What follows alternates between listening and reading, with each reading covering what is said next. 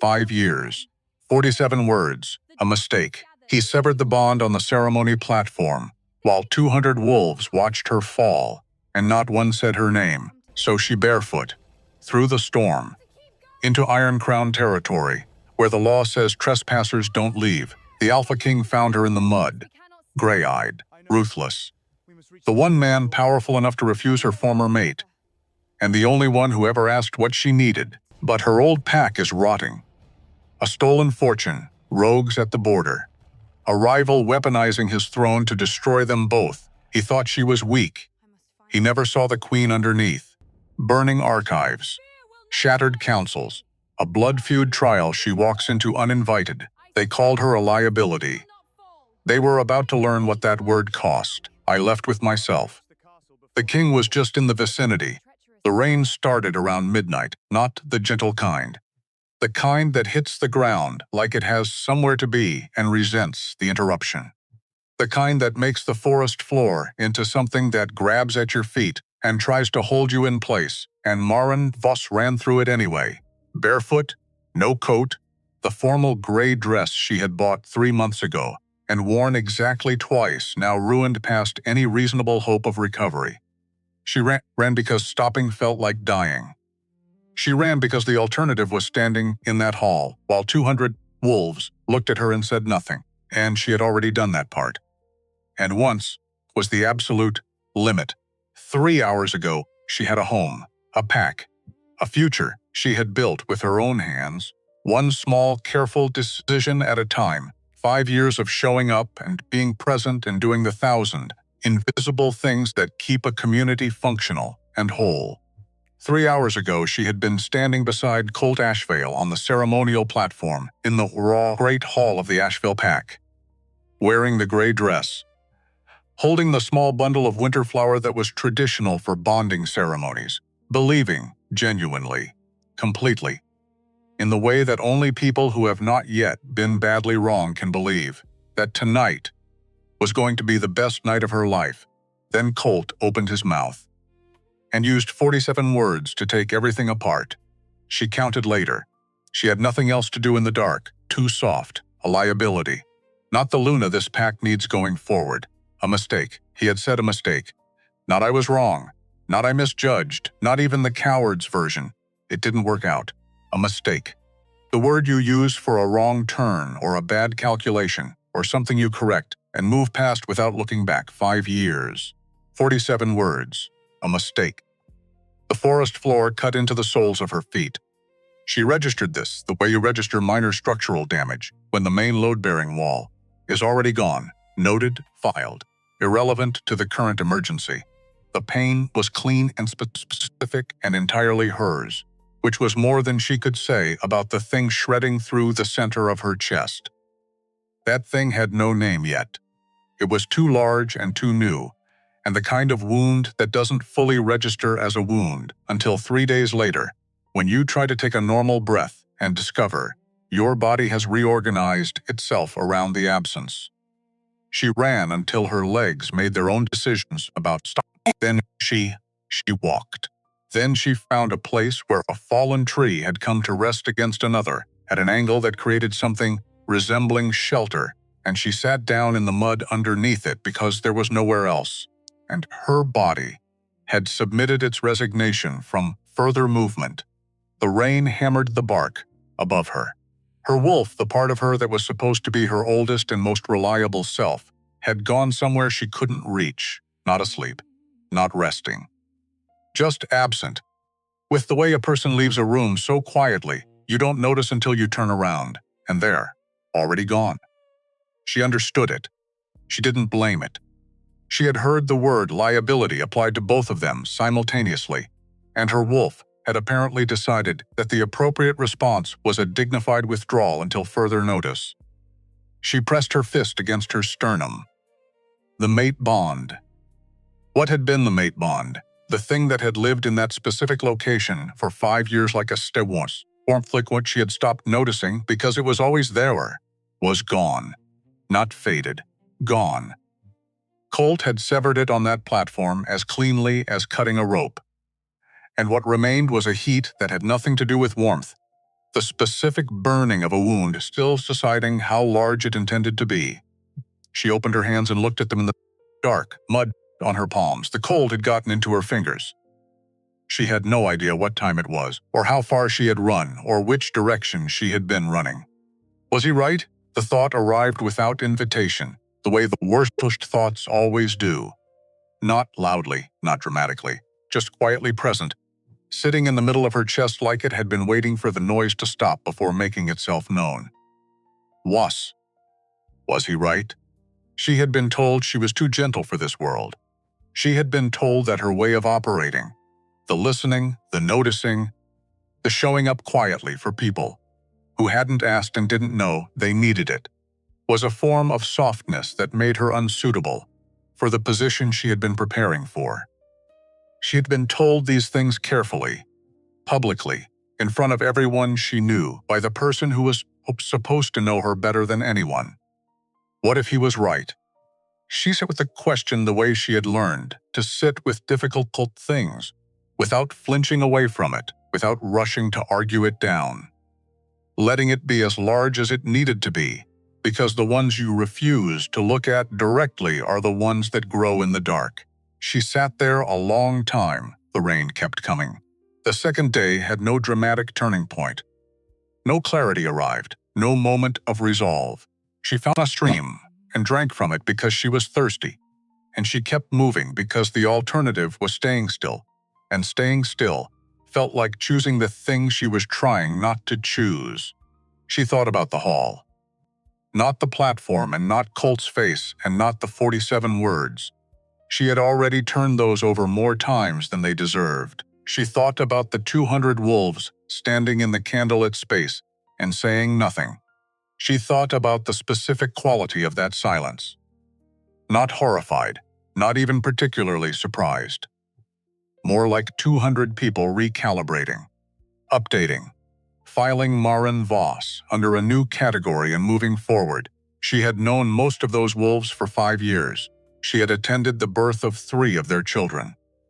She had sat with their elderly, and their sick, and their grieving. She had mediated disputes that Colt never heard about, because she had resolved them before they reached him, because that was faster and kinder and better for everyone, and because being faster and kinder and better for everyone was simply what she did, the same way breathing was what she did. Without announcement and without requiring gratitude, not one of them had said her name. She found a dead bird under a root system on the second afternoon. Already there when she arrived, nothing dramatic. Just one of the small endings that happen constantly in forests, without ceremony. She sat beside it for a moment she didn't plan. Some things make you stop without asking permission. She moved on. She ate nothing. Her wolf was still elsewhere. Her feet had stopped actively hurting, which she knew was not a good sign. It was the sign of a body that had made administrative decisions about what information to escalate and what to manage silently.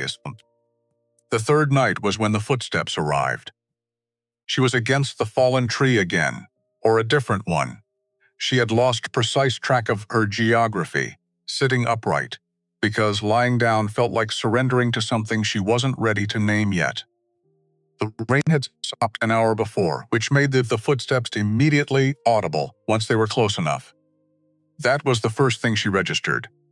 They were already close.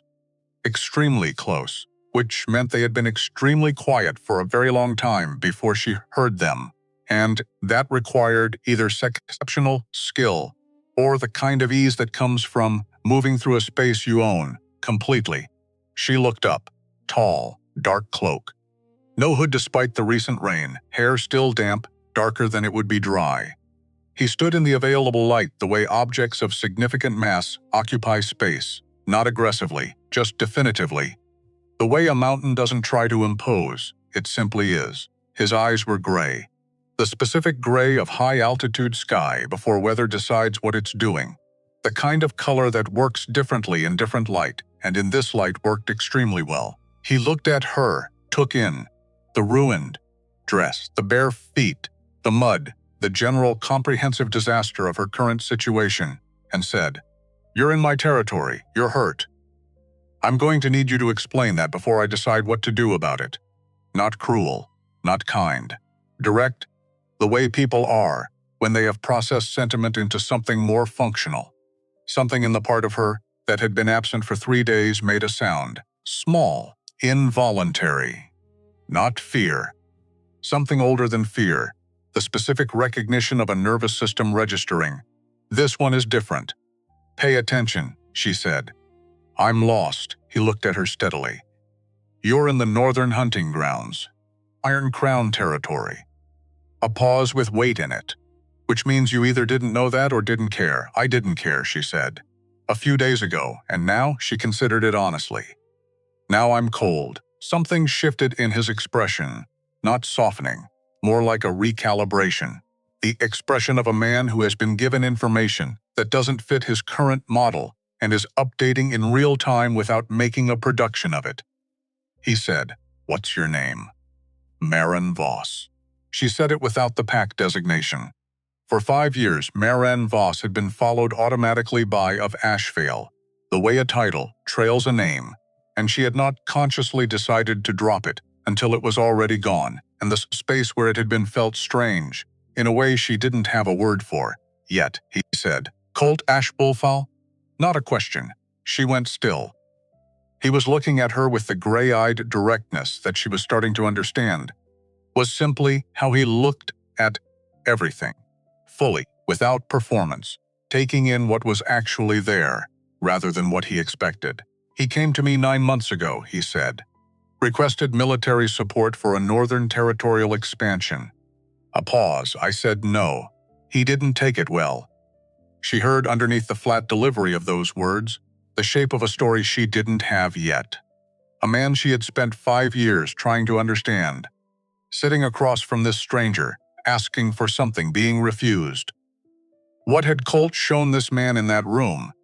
Without knowing he was showing it, that had made Riven Steel say no before the conversation was finished. You know him, she said. I know what he's building himself into, Riven said. There's a difference. And here is the thing about that sentence, that she would not fully understand until much later. For 5 years, she had been building translations of Colt Ashvale, versions of him that she could live with, frameworks that converted his choices into something that made sense if you stood at the right angle in the right light. She had been doing it, so long she had stopped noticing she was doing it. What he's building himself into, past tense on who he might have been, present tense on what he had decided to become. No translation required, no charitable reframing. Just the shape of the thing, clearly named. She said nothing, he said. Can you walk? She said. Yes. She stood up to test the hypothesis. Her feet had several strong objections. She walked away, because the alternative was admitting she couldn't, and she was not ready to admit that yet. He turned and walked north without another word. She followed. Iron fortress appeared without transition. Forest, then a break in the trees. Then walls. Black stone, not painted, the stone itself that color. Some geological fact about the north that she would learn the name of later. They rose from the earth with the permanence of things that have occupied their location for longer than anyone currently living can meaningfully imagine. Guard towers at each corner. Patrols moving on the ramparts with the unhurried consistency of people doing their job because it matters, not because anyone is watching. Blue torchlight in iron sconces. A gate that opened before Riven reached it, the guards on either side, dropping to one knee as he passed, which he did not acknowledge. Not from arrogance, but from the manner of someone for whom this has long since stopped registering as anything requiring a response. She walked through the gate into a courtyard large enough to hold the entire Ashvale pack twice over and have room left for logistics. And the activity courtyard paused, not dramatically, just paused. The specific interruption of a space that runs on established patterns encountering an unscheduled variable. She felt the calculations happening. Who is she? Where did she come from? Why is she here? Why is she bleeding on the courtyard stones at whatever this hour was? She had entirely lost track of time, in a ruined formal dress with no shoes. Riven did not break stride. She matched him. She heard fragments, too far back to be fully audible. The tone told her enough. Curiosity, wariness, the register of wolves processing new information about their Alpha King that doesn't quite fit the existing model of him. She was shown to a room by a young woman named Lena. Short, dark hair, quick eyes that took everything in without giving much back, the particular quality of stillness that belongs to people who have spent considerable time in environments where being was useful and have retained the skill, even when it no longer serves survival. She set a tray of food on the table by the window and turned to leave, then stopped. Without turning back around, she said, "He's never brought anyone back before." In 10 years, a short pause, not uncomfortable. "Just thought you should know that." She left before Maren could respond. Maren stood in the center of the room, which was larger than any space she had personally occupied, with a fireplace already burning and furs on the floor, and a window overlooking mountains she didn't know the names of, and looked at the food on the table, and felt the specific disorientation and felt the specification of a person who is running so hard and so long in one direction, that when the runnings stop, the stillness doesn't arrive as relief. It arrives as a kind of freefall. The floor is there. But your body hasn't gotten the message yet. She sat on the edge of the bed. She ate because her body needed it, regardless of what her mind was doing. She did not taste anything. Outside the window, the sky was beginning to lighten at the furthest edge, the first gray of very early morning. The color before the sky decides what kind of day it's going to be. She was still here. She wasn't sure yet what that meant. But it was true, and true things had a weight to them that false things didn't. And right now she was collecting true things the way you collect dry ground when everything around you is wet. He came at dark of the following evening. She had slept. Not well, not long, but enough that when she woke, the quality of the exhaustion had changed from acute to chronic, which was an improvement she acknowledged without celebration. A healer had visited in the afternoon, cleaned and dressed her feet without unnecessary conversation, left salve and instructions and the overall impression of a person who had more to do and trusted Maren to follow directions. She had followed directions. She had eaten again. She had sat by the window for a long time looking at the mountains and not thinking about anything specific, which was a skill she had not previously known she possessed. When she heard his footsteps in the corridor, she knew them already. The pace, the weight, the particular way they stopped outside a door. He knocked. She said, "Come in." He stood in the doorway. He had changed clothes. He looked exactly as composed as he had in the rain, which told her something about where composure lived in him. Not in the surface, where it could be disrupted by weather or circumstance, but somewhere structural. The way load-bearing walls are composed regardless of what the rooms around them are doing. He looked at her across the room. He said, "What do you need?" Not "Are you all right?" Not "How are you feeling?" Not "Do you want to talk about it?" What do you need? 4 words that were specific and practical and required an actual answer, and she sat with them for a moment because she genuinely didn't know yet, and he appeared to understand that she genuinely didn't know yet, because he waited without filling the space. She said, "I don't know yet." He said, "That's honest." Then, "There's a healer on the 2nd floor. You've met her. Tell her if anything changes." He turned to go. She said, "Why did you bring me here?" He stopped, did not turn back immediately. The pause had the quality of a thought being completed rather than a feeling being managed. Then, "An old alpha named Aldrich found me in the wilderness when I was 16. I had nothing." The words came out even, without the softness people usually add when they're telling stories about their own vulnerability, which paradoxically made them land harder. "He didn't ask me what I needed. He didn't explain his reasoning. He said, 'Come,' and I came. And everything after that was different. A pause, shorter. He died 3 years later. I've been trying to pay it back ever since he left." She sat with what he'd said for a long time. Not the sentiment of it, There wasn't much sentiment in the delivery, more like a transaction explained. These are the terms and their history.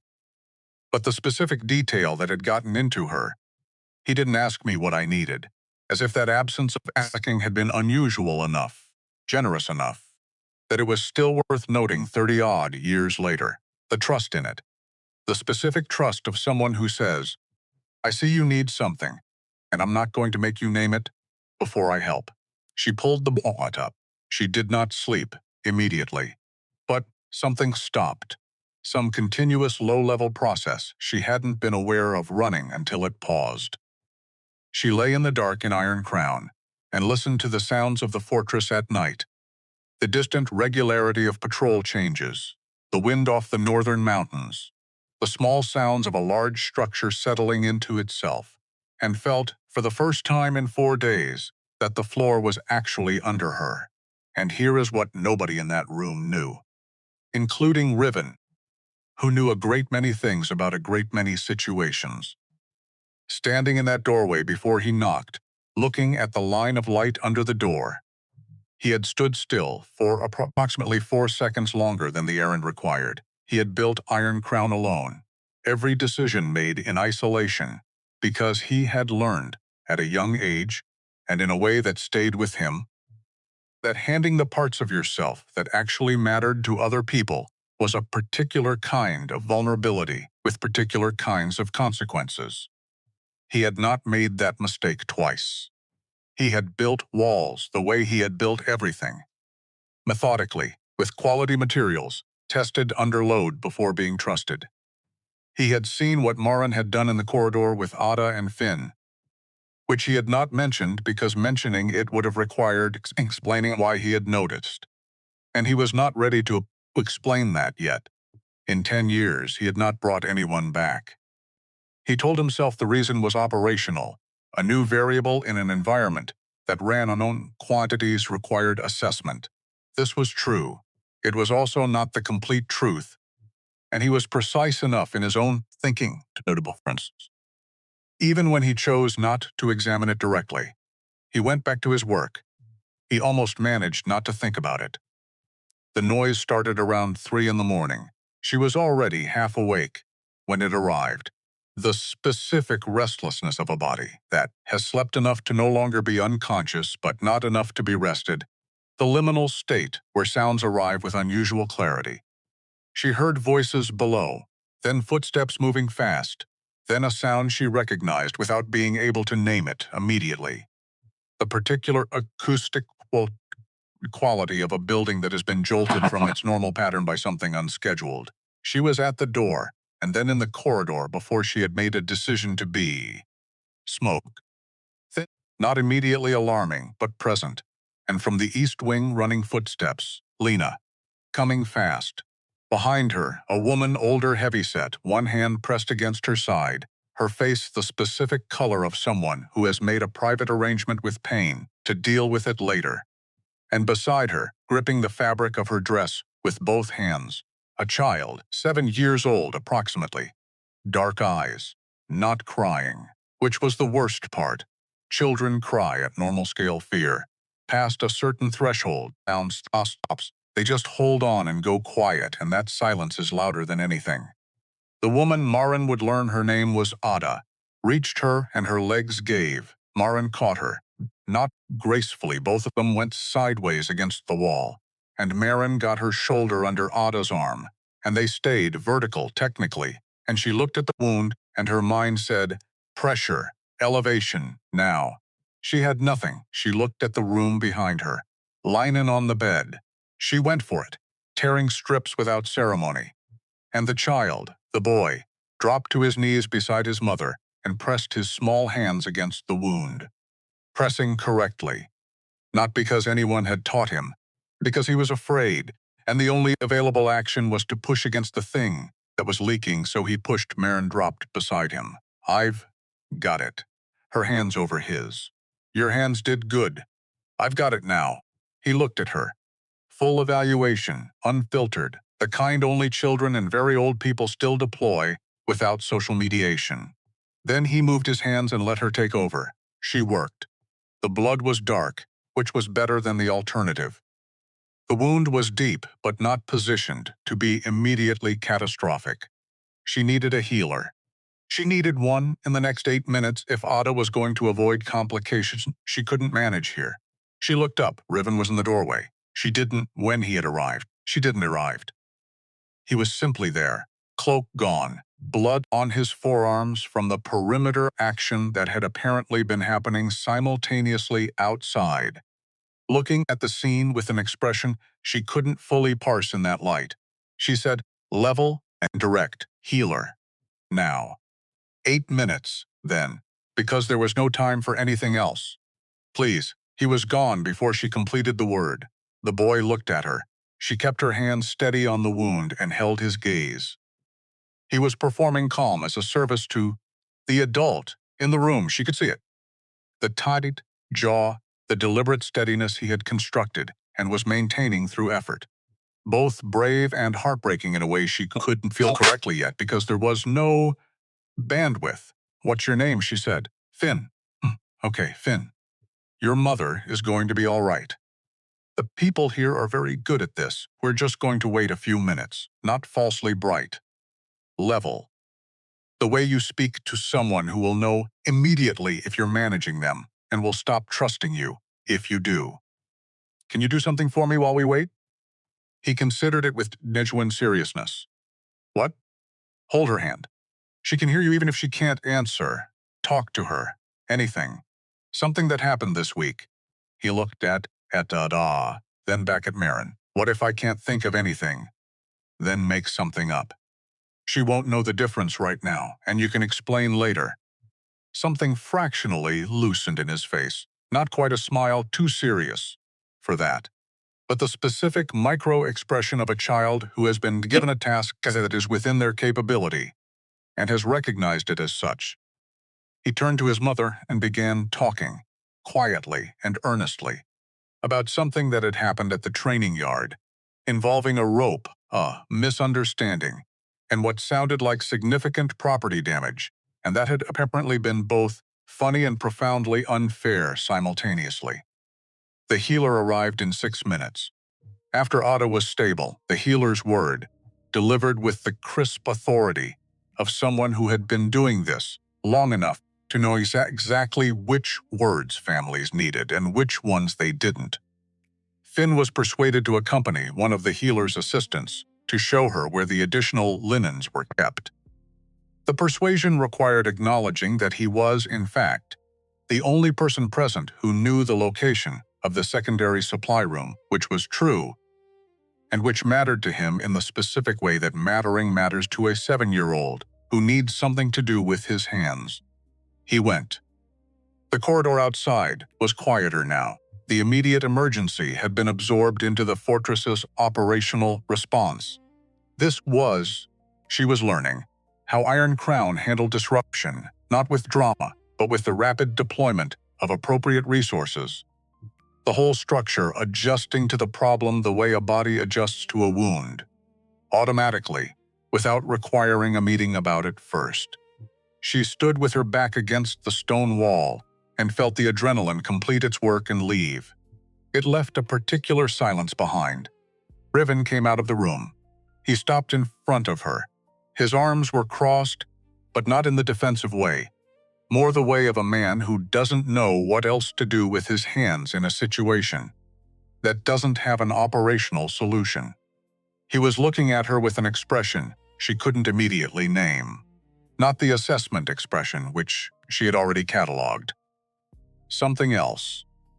The expression of a man whose existing model of a situation has just been revised without his permission, and who is still in the process of deciding what the revision means. He said, "You didn't know those people," she said. "That's not a reason." A pause. Then, "No. I suppose it isn't," said in the tone of someone who is not disagreeing but is adding the information to something, somewhere, that has been accumulating without being directly examined. He said, "Walk with me." They went up stone stairs that she would later learn she could navigate in complete darkness after 3 weeks of using them. A rampart, open air, and below them Iron Crown in the very early hours of morning. torchlight marking the patrol routes, the shapes of buildings she hadn't explored yet. And somewhere in the eastern distance, the aftermath of whatever had happened at the perimeter still being processed. The mountains beyond were invisible in the cloud cover, present only as a quality of darkness that was somehow denser than the sky, he said. 20 rogues hit the eastern boundary tonight. Coordinated attack, she said. That's not a first probe. He looked at her, she said. The coordination, the timing, middle of the night. When response would be slowest. That's not a group testing whether they can get through. That's a group that's already tested it and is now measuring the response time. She paused. Have there been smaller incidents in the past 2 months? Different points of entry, not aggressive enough to require a full response? The silence had a different quality from previous silences. Sharper. More attentive, he said. 3. Over 6 weeks, she said. Same group, different angles. They've been mapping you, he said. How do you know this? She thought about how to answer that honestly. I sat in Colt's council meetings for 5 years. He never let me speak, but he didn't stop me from listening. And the thing about being the person everyone looks through is that you hear the actual conversations instead of the performed ones. She paused. Someone described this exact pattern to him once, a military advisor. He dismissed it because the advisor was suggesting a defensive reallocation that would have cost him offensive resources he wanted to keep. She looked out at the invisible mountains. I remember thinking at the time that dismissing it was wrong. Riven was quiet for a moment. Then, stay. He said it the way he said things that had already been decided, not as an offer, as a fact being announced, not as a guest. Find out who you are when no one's deciding that for you. A pause that contained more than the words that followed it. I have use for someone who hears the actual conversations, she said. Why? He said. Because I already have people who tell me what I want to hear. What I need is someone who will tell me what's actually there. She looked at him. He was not performing this. That was the thing she kept noticing about Riven. Steel. There was no performance, no layer of presentation, between what he thought and what he said. It was disorienting after 5 years of learning to read through Colt's layers, and then disorienting in a different way, when she realized the disorientation itself was telling her something. She said, I'll stay. For now, he said, that's enough. And then Holt appeared at the top of the stairs. Compact, efficient, with the face of a man who has spent years delivering information. In conditions where the receiver's reaction was unpredictable and has refined his delivery accordingly. Flat, accurate, stripped of editorial. He looked at Maren once, brief evaluation of a man filing a new variable, and then at Riven he said, Colt Ashvale has contact with 3 packs in the past 48 hours, Eastern affiliates. He's asking about her location, a pause, and what she might be saying to people. She heard it the moment the words landed. Not grief, not anger. Something colder and more clarifying than either. Understanding. The specific understanding of someone who has just seen the shape of a thing they had been too close to see clearly before. Colt was not asking because he was afraid he had hurt her. He was asking because he needed to control the narrative, to know where the variable was, who it was talking to. A woman who had been publicly discarded and was now somewhere unaccounted for was a story that could develop on its own, without his authorship, and Colt Ashvale did not leave stories to develop without his authorship. He was not afraid of losing her. He was afraid of the version of her that existed outside his management of it. She stood on the rampart in the Iron Crown's early morning wind and understood, with the specific clarity that arrives only after everything that was false has been stripped away by exhaustion and rain, and 47 public words, that she had spent 5 years making herself smaller for a man who had never once been afraid of the right thing. The rain had stopped without her noticing. She had been so focused on the sound of it that its absence had become the new state without requiring announcement. She looked at the horizon, where the sky was doing what it does before dawn. That's specific gray that comes before color, before the world decides what version of itself it's going to be today. She was still here. And for the first time since the hall, that felt like more than a coincidence. The first week at Iron Crown had a rhythm she didn't expect, not comfort. That was a different category, and she was not yet in it. But rhythm, which was what you had before comfort, the scaffold on which comfort eventually built itself, if you gave it enough time and didn't knock it down. Patrol rotations, meal schedules, the specific hour in mid-afternoon when the training yard got loud, and then briefly quiet, and then loud again in a different register.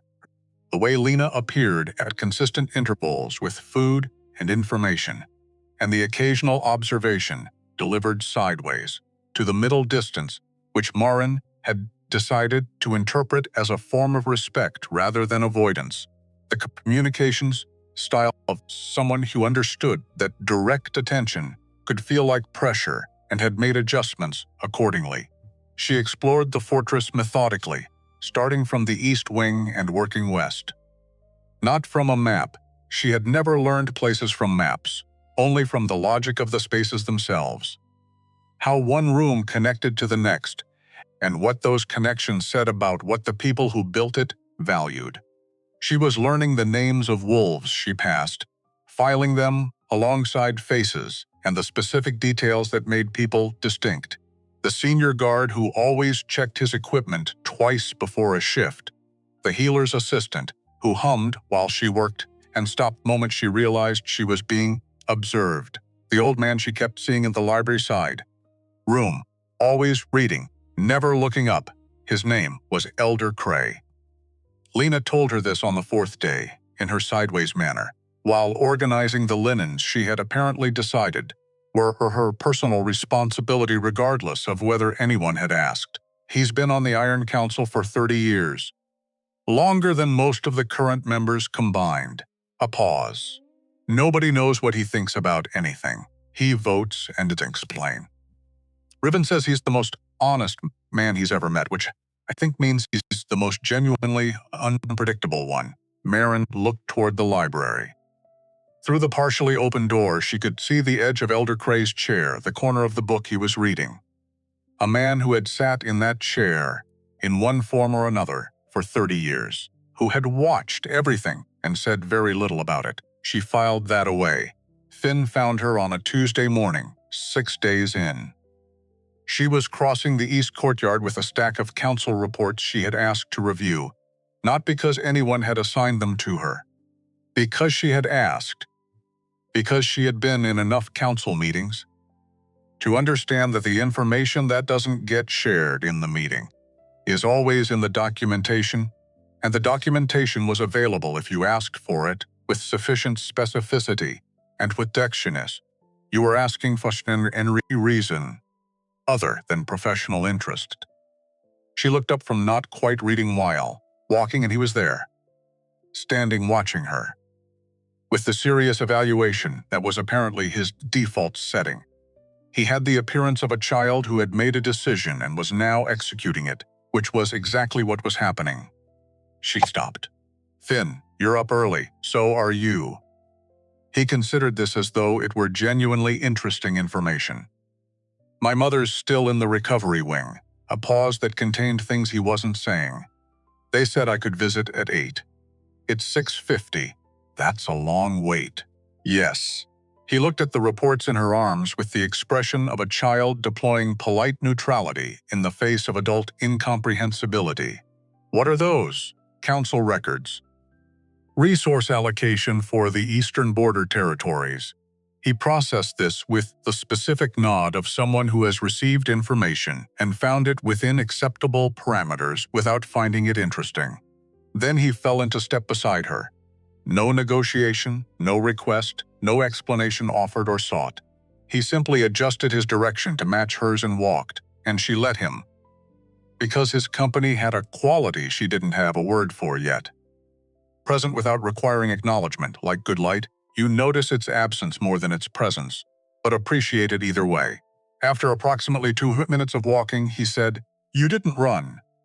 She looked down at him. When? That night. With my mother, he was looking at the gate ahead. Before you came, there was someone else. They left when the noise started. He said it without apparent judgment. Just information. You didn't. She thought about the appropriate response to this and arrived at the honest one.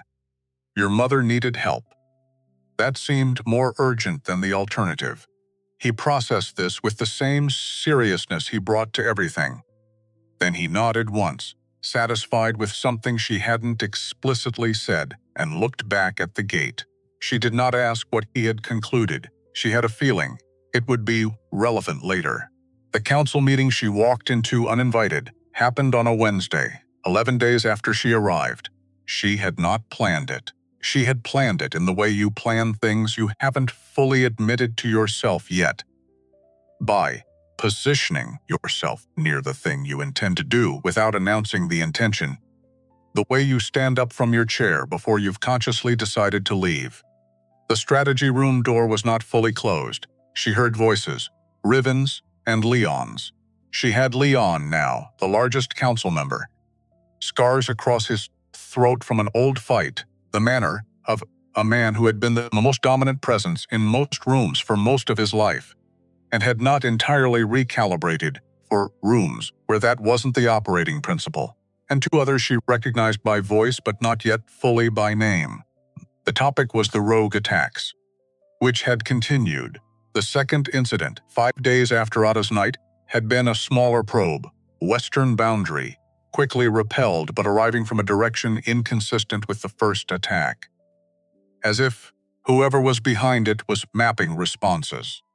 Learning which way Iron Crown turned when pressed from the east, then pressing from elsewhere to compare the data, she pushed the door open, 4 for men.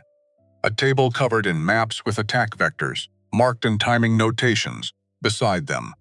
Leon looked up with an expression that said, "This space is not designated for you, delivered without words," which was his primary communicative mode. Riven looked up with no expression at all, which she was learning to read as the more significant of the two responses.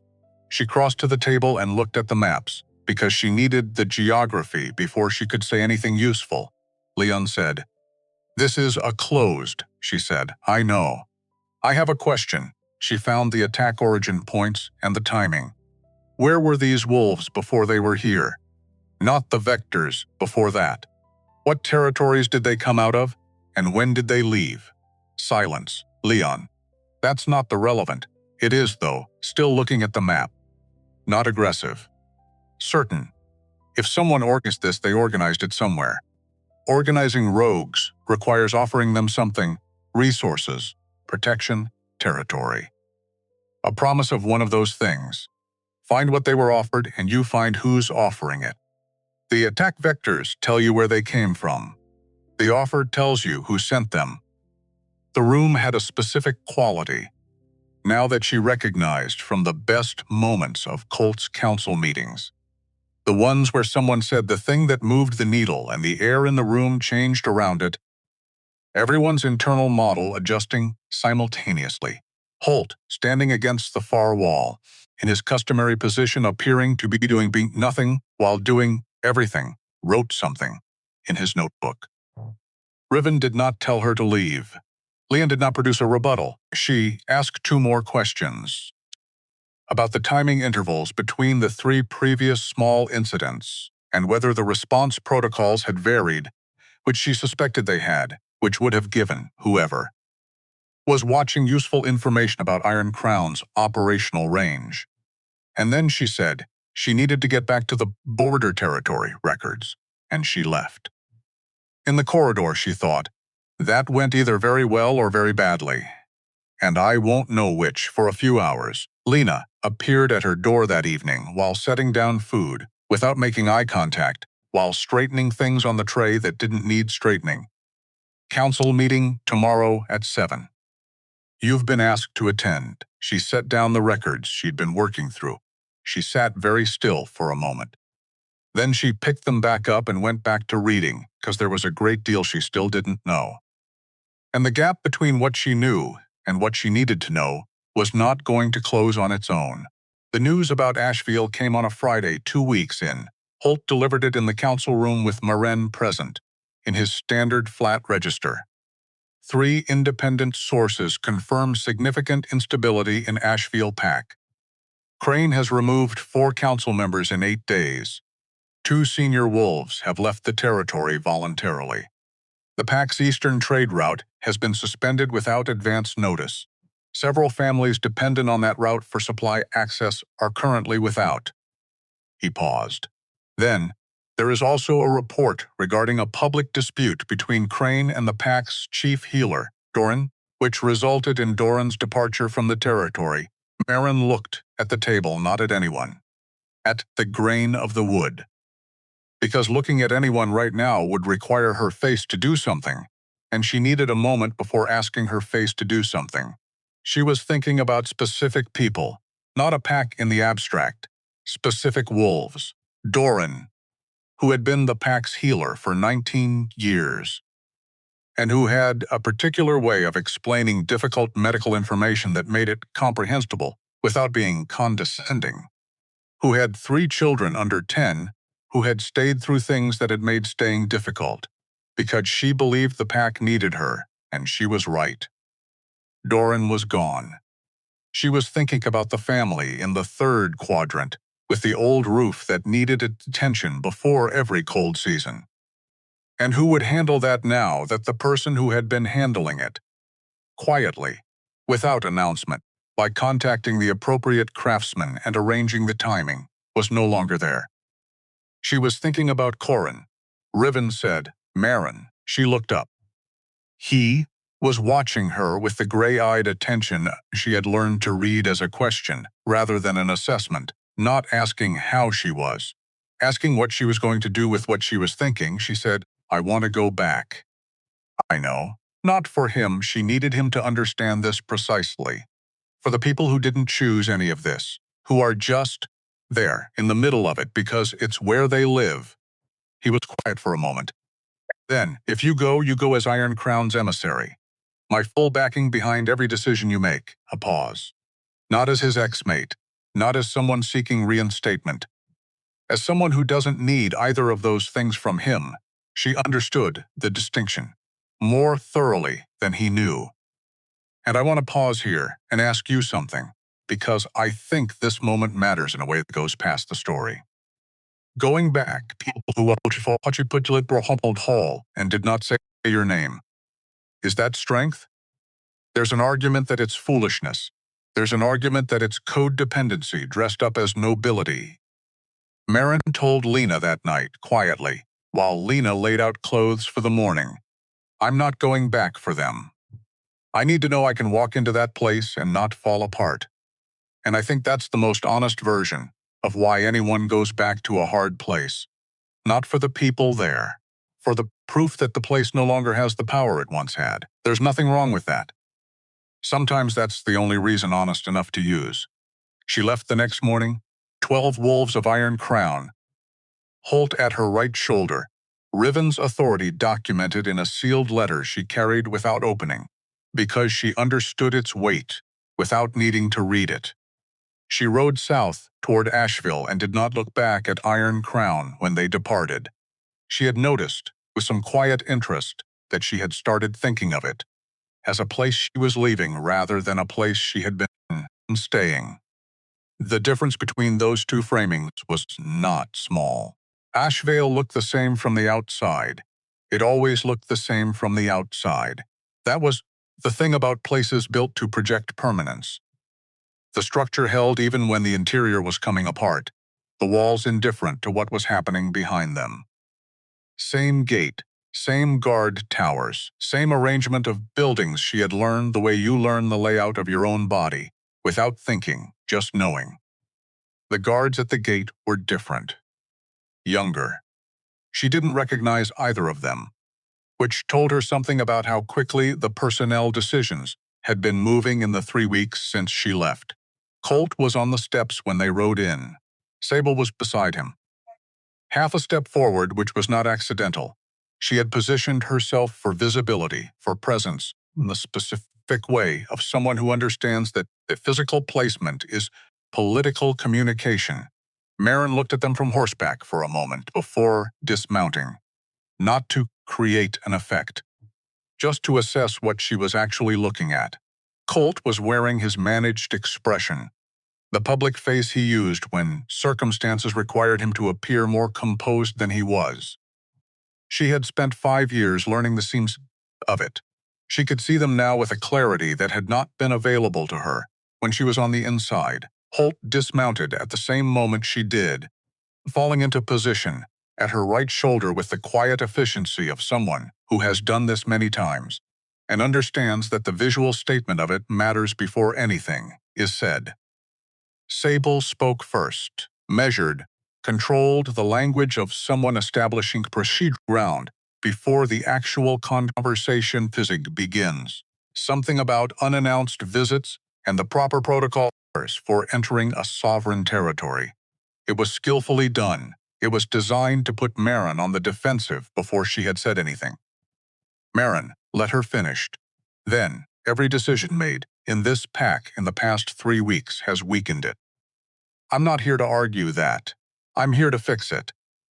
Because the wolves living here didn't choose this situation, and they deserve better than being collateral damage in someone else's ambition. The specific silence that followed was different from the silence in the ceremonial hall 3 weeks before. That silence had been the sound of 200 people updating their model of events. This silence was smaller and more concentrated. 4 people, and the space between them and everything that space contained. Colt's hand, at his side, moved once. The small, involuntary press of his fingers against his thigh that happened when he was processing something that hadn't gone according to the plan he'd made for it. She had seen that gesture 1,000 times. She had never mentioned it. She noted its presence now with the detachment of someone reading a document in a language they used to speak fluently, but no longer live in. Sable said, "You have no authority here," Maren said. "I have Iron Crown's authority," which is what the letter in Holt's possession documents. She did not look at Holt. She did not need to. But I'd rather not make this about authority. I'd rather make it about the eastern trade route that's been suspended for 2 weeks and the families who are running low on winter supplies because of it. Something moved in Colt's expression, past the managed layer. She saw it briefly. Not regret, not yet, but the beginning of the recognition that the situation was more complicated than the version he had been operating from. He said, "Come inside." The work began that afternoon. Not dramatically. Not with any moment of formal resolution. It began the way real work always begins, with a specific problem that required a specific solution, and Sand sitting down with the documentation and finding the solution by reading it carefully enough to see what was actually there, rather than what it was supposed to show. The eastern trade route had been suspended because Sable had redirected the logistic coordinator to a different project without telling the route's partner packs, who had then made alternative arrangements, which had collapsed 2 of the 3 supply agreements that the route depended on. The damage was not irreversible. It required specific conversations with specific people, an acknowledgement of what had happened, and a renegotiated timeline. Maren drafted the correspondence that evening and had Colt sign it, not because his signature was ceremonially required, but because it needed to come from the Alpha, and the Alpha needed to begin the practice of putting his name on things that were true. Holt watched all of this from the doorway with an expression of professional neutrality and sent a brief up to the Riven via courier that she did not read but which she understood contained an accurate account of the day's developments. She ate with the pack that evening, not at the Alpha's table. She sat in the middle of the main hall, at a table with 3 families she had known for years, and let the conversation be what it was going to be. People were careful at first, then less careful. Then a woman named Audra, who had 2 children under 4, and the specific directness of someone who has not slept a full night in 3 years, and has therefore stopped managing her words, said, "We heard you left with the Alpha King," Maren said. I left with myself. The Alpha King was in the vicinity. Audra looked at her for a moment, then laughed. A genuine laugh, not performed. The kind that happens when something lands exactly right. The table relaxed. The conversation became something other than careful. She stayed for 2 hours. Walking back through the compound afterward, she passed Karen's cottage. The light was on. She knocked. He answered the door in his heavy wool cardigan, squinting against the night air, and looked at her with the expression of a man who has lived long enough to find very few things surprising. "Thought you'd gone north," he said. "I did," she said. "I came back." "Sit down," he said, and turned back into the cottage, which was Corin's way of saying he was glad she was there. She sat. He made tea with the particular deliberateness of someone for whom the making of tea was a serious undertaking. He told her about Petra, because he always told her about Petra, and she listened the way she had always listened, fully, without looking at the door. When she left, it was late. She stood outside for a moment in the dark of the compound. She was aware that this, the sitting, the listening, the showing up for people who hadn't asked, was exactly what Colt had called a liability. She was aware that she was doing it anyway, not as a statement, not as defiance, just because it was what needed doing, and she was there to do it. She went to bed. She had more to do tomorrow. What Holt found was not what anyone had prepared for. It was the third day of their stay at Ashvale, late afternoon, and Maren was in the records room, reviewing infrastructure documentation, when Holt appeared in the doorway, with a ledger under his arm, and an expression she had not seen on him before. Not alarmed. Holt did not do alarmed. Or if he did it in a register, so compressed it was indistinguishable from his baseline. But something in his eyes that said, "This is worse than the scenario we planned for," he said. "You need to see this." The ledger were from North Vault, copies of Ashvale's secondary financial accounts, the ones designated for pack infrastructure and operational supply. Holt laid it open on the table and point to a column of entries spanning 14 months. She read them. Then she read them again. Because the first reading produced a conclusion so significant that she required confirmation before accepting it. The amounts did not match the infrastructure that had been built. The amounts did not match the trade that had been done. The difference, replicated across 14 months, consistent in its pattern, consistent in its routing, was substantial. And the destination of the outgoing transactions corresponded, with a precision that eliminated coincidence as an explanation, to the supply points that Iron Crown had been tracking as the source of rogue provisioning. Sable Crane had been stripping Ashvale's operational budget for over a year. She had been routing that money to fund the rogue groups probing Iron Crown's borders. The rogues attacking Iron Crown were not a separate problem from Ashvale's financial instability. They were the same problem.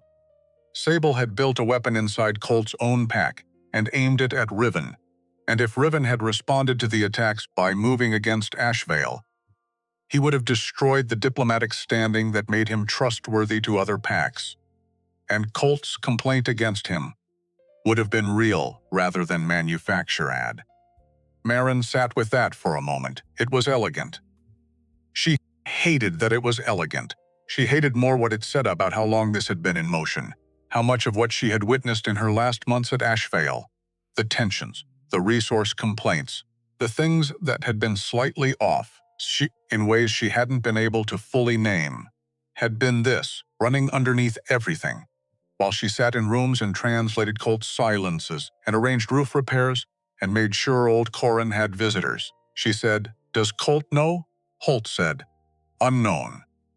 The accounts are structured to require his authorization codes but not his direct review. It's possible to have authorized transactions without knowing their destination," she said. "We need to tell him tonight," Holt said. "Yes," a pause. "There's one more thing." He turned to a specific page near the back of the ledger.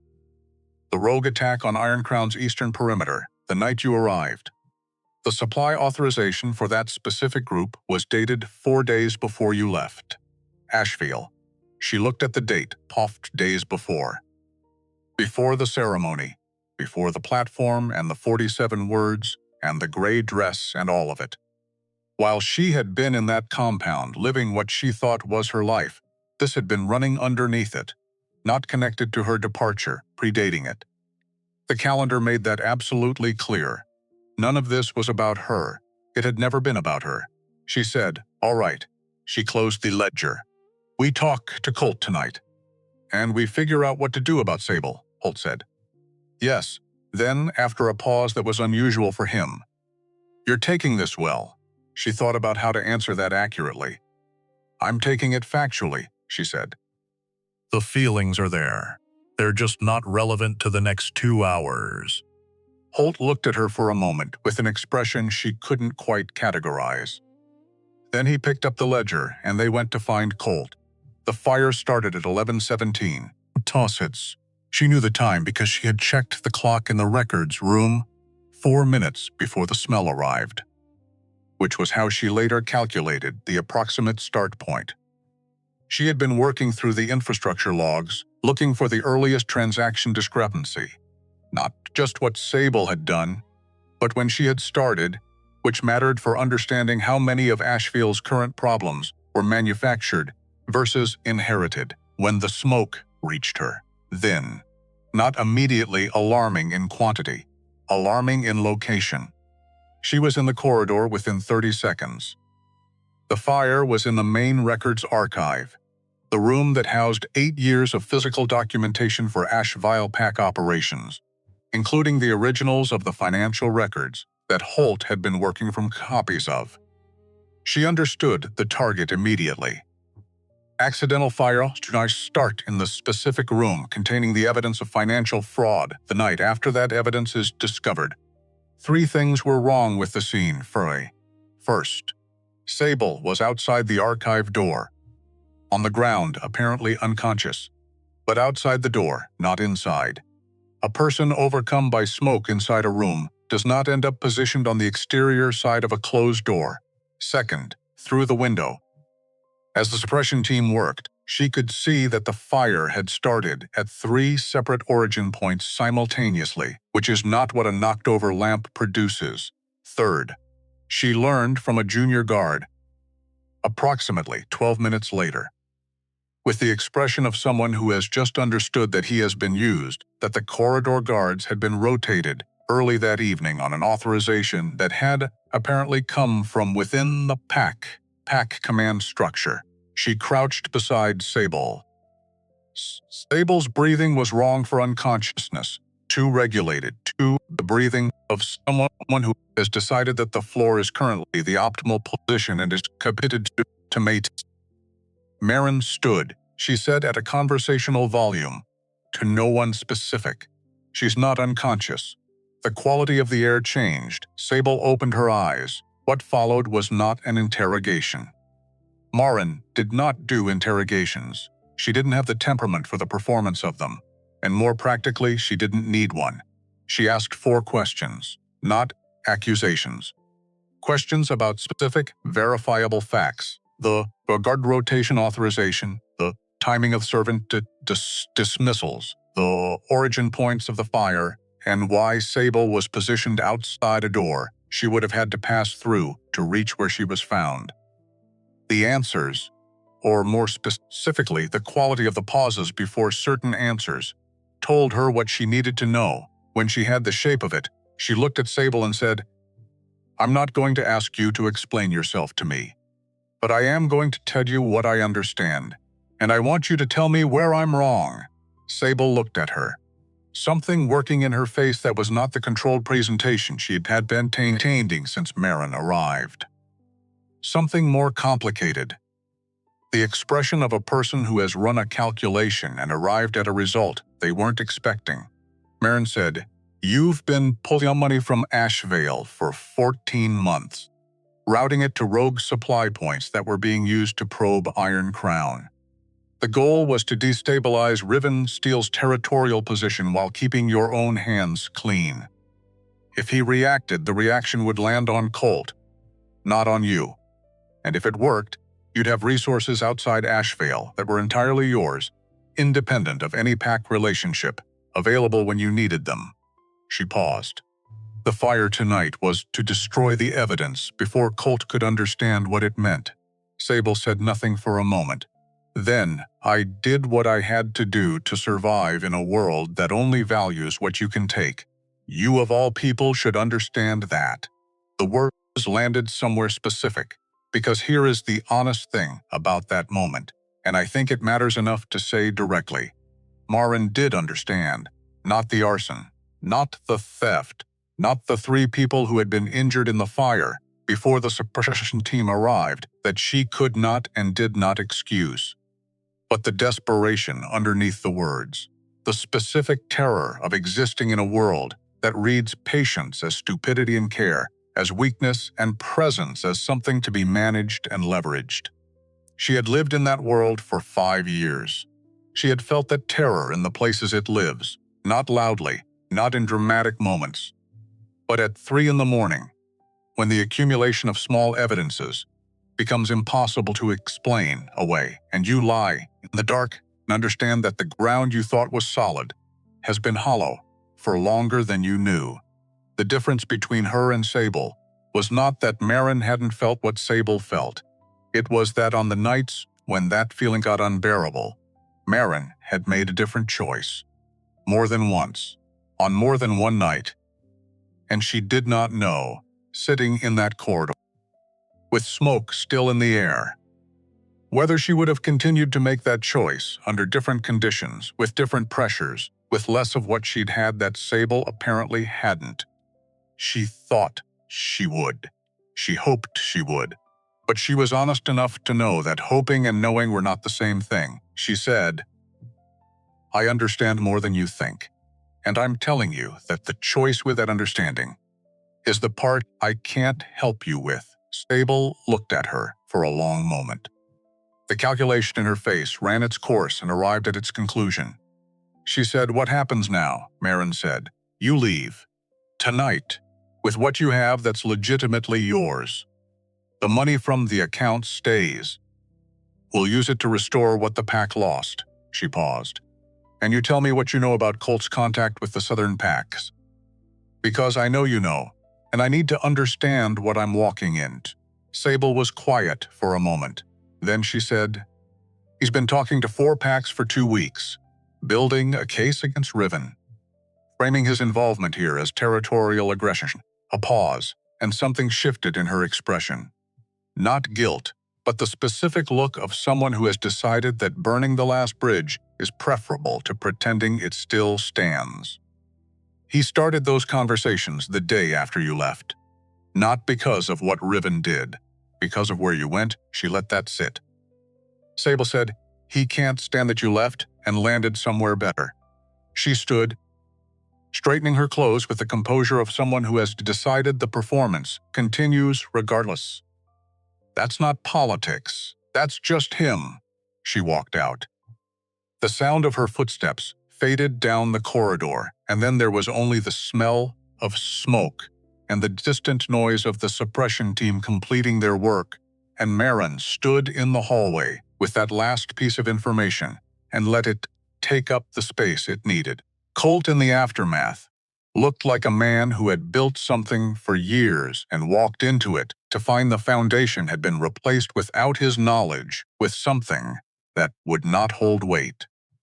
He stood in the council room with the financial ledgers spread open on the table and the smoke still threading through the ventilation from the archive wing, and Sable gone. And he said, I made a mistake. Maren was across the table, she said. He said, I need, she said. I'll help the pack, not you. Those are different requests, and I'm only agreeing to one of them. Say yes or we leave before morning. He looked at her. The managed expression was gone. What was underneath it was something she recognized, not the man she had loved, or whatever had been passing for love in the compound they had shared, but something prior to that, something from before the ambition had calcified into the thing it had become.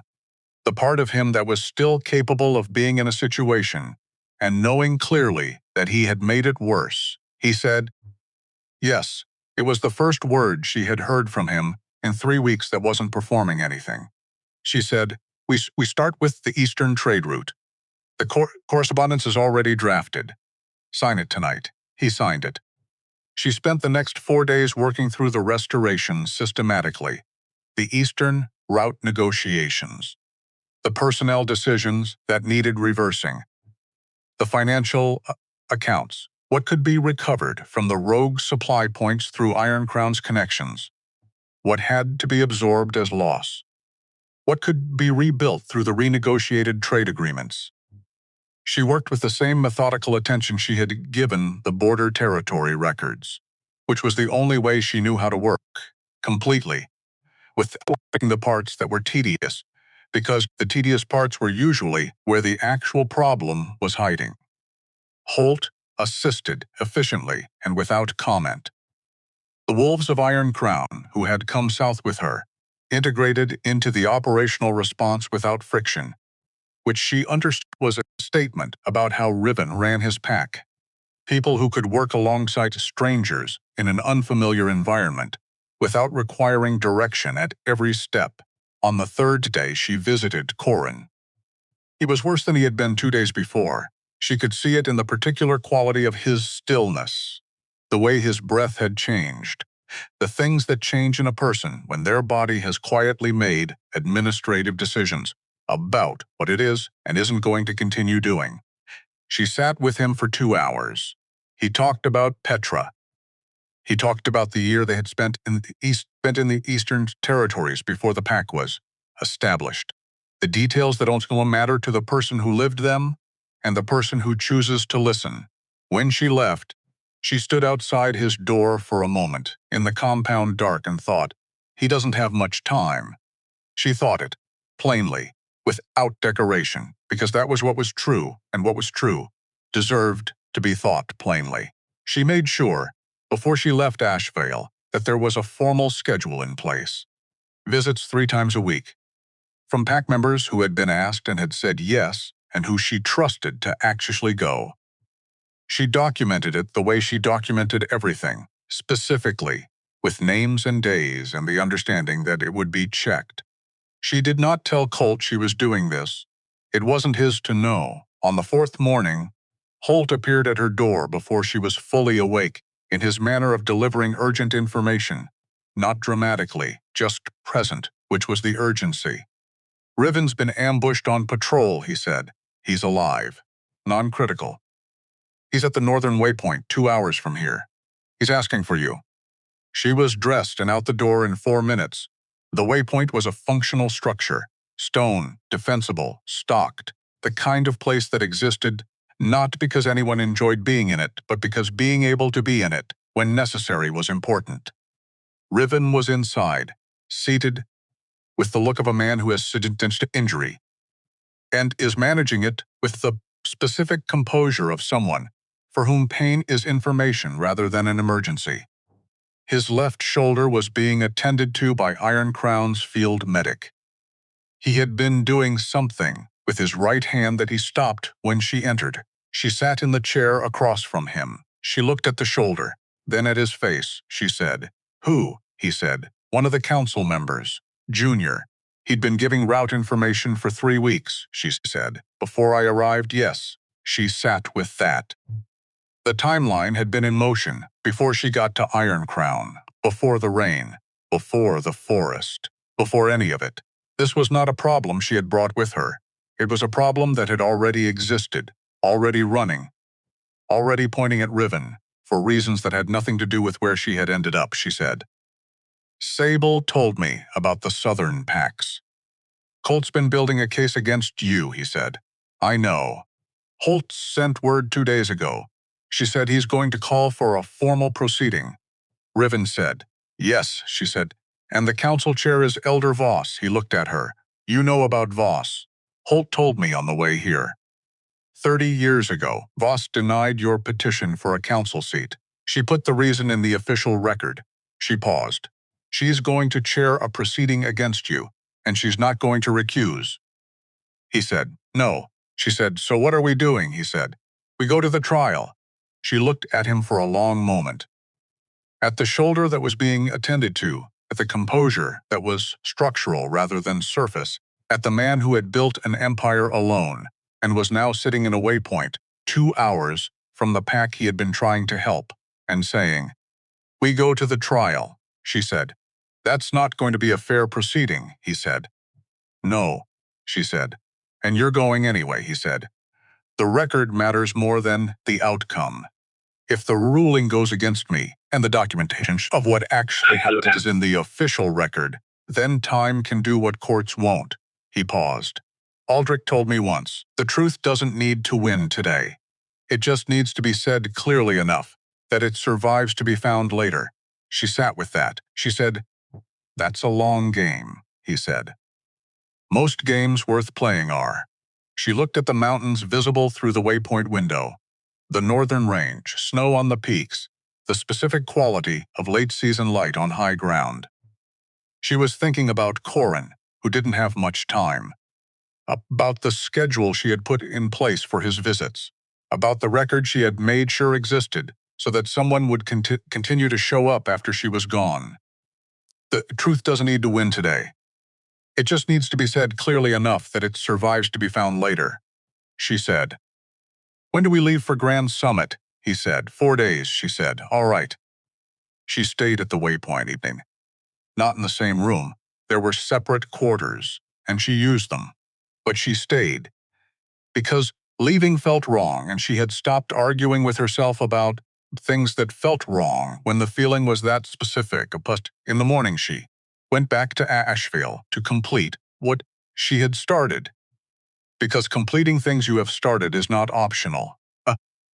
And Corin, when she visited him that afternoon, was asleep and did not wake. She sat beside him for an hour anyway, because the sitting was not contingent on whether he knew she was there. The convoy left for Grand Summit on a stay at dawn, 52 wolves. Riven at the front with his shoulder healed, enough that it no longer changed the way he carried himself, which she had been watching for without acknowledging she was watching. Maren beside him, Holt behind them, Leon and 3 senior council members after that. Leon, who had said nothing about her presence in the convoy, which she had decided to interpret as acceptance rather than oversight, because she had learned that Leon's silences were more informative than his objections, and the absence of an objection from him was its own kind of endorsement. The Grand Summit was 2 days south. Neutral territory by centuries of agreement. The amphitheater carved into the mountainside before anyone currently living had been born. The kind of place that exists because certain problems require a space that belongs to no one specifically, and therefore can be used by everyone. Maren had never seen it. She had heard it described the way legendary places get described, in the voices of people who want you to understand that the scale of the thing exceeds what advanced description can convey. She spent the first day's ride thinking through the structure of what was coming, not the emotional structure. She had done that work at the waypoint, and in the Ashvale records room, and on the nights in between when she had lain awake with her mind running its inventory of the situation and coming back to the same calculations. She was thinking about the procedural structure. The coalition had 6 packs. Colt was the architect, but 5 other alphas had signed their names to the complaint, which meant 5 other alphas had been offered something they believed Colt could deliver. What had he promised them? Not Maren specifically, something larger. The precedent argument, the one she had identified at the waypoint and turned over repeatedly since then, an Alpha King who moved through territories under the cover of assistance and left his people and his influence behind, who answered only to a council he had managed to avoid joining, who had spent a decade building something powerful enough that the question of whether he would eventually use it aggressively was reasonable to ask, even if the answer was no.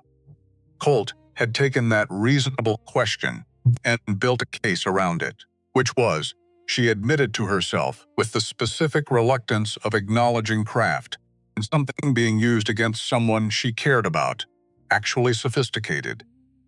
He had found the angle that could make Riven look like a threat to packs with no particular grievance against him.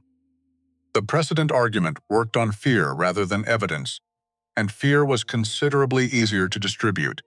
The problem with it, and this was what she kept returning to, was that it depended entirely on ignoring the actual record, which meant someone needed to make the record undeniable. She was thinking about how to do that when Holt pulled his horse level with hers on the second morning. He said, "Elder Voss." She looked at him. He said, "She chairs the Council of Alphas. Has for 11 years." A pause.